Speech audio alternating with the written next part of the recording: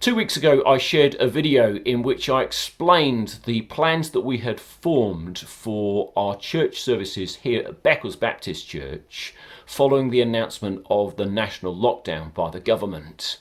We explained in that video that having been granted the opportunity to make the decision as to whether we would continue to meet physically or not, we had decided as elders and deacons that we would continue physically to meet for our morning services at 9:15 and 11:15, but that we would cease to meet physically for our evening service at 6:30 and instead move that online only. We made plain in that video that that was a decision that was going to be under constant review and subject to change should the situation we found change before us. We planned to meet 2 weeks after making that decision, and that meeting happened to come about last night when we as elders and deacons met to discuss what we should do going forward, reviewing the last 2 weeks. Before I explain the decision that we reached, allow me to map out the situation both locally and also what it's looked like at our church services. Locally, it would seem that the case rate numbers, the incidence of coronavirus in the area peaked just before last weekend. So those were numbers in Beccles specifically, and I realise that people are travelling from further than Beccles itself, but in Beccles they were about 550 cases per 100,000 people. That was at the start of the weekend. The case rate number has now dropped to about 200 per 100,000. So it seemed that the numbers have peaked and that they are coming down now. We understand that that can change, but that is the current picture at the moment. Then when it comes to our church services have been attended by around about half the number of people that would have come before the lockdown came.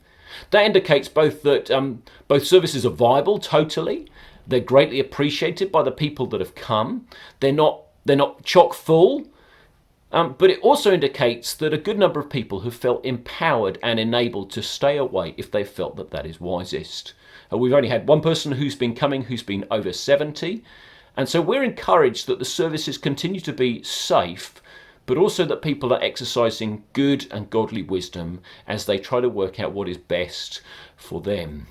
When it comes to the people who are serving in our services, the only people who are attending multiple services are myself, Peter and Beth as church staff, and then Matthew has been helping live stream both in the morning and in the evening services. So what's our plan? Having reviewed the scene locally and also at the church services, our plan is this, is that we're going to continue to meet physically in the building for our morning services at 9:15 and 11:15, and we will continue to stream the 11:15 service online. Our evening service will continue to meet just online at this stage. These are our plans. Again, we want to say very clearly that this is under constant review, and should the situation change either with incidence rate of coronavirus spiking or the government advice changing, then we will obviously review the decision that we have made. And should things change, we will of course let you know. To that end, we as elders and deacons are again planning to meet in 2 weeks' time on the 2nd of February. Can I please ask you to pray for us as elders and deacons as we continue to prayerfully and carefully work out what is wise working forward?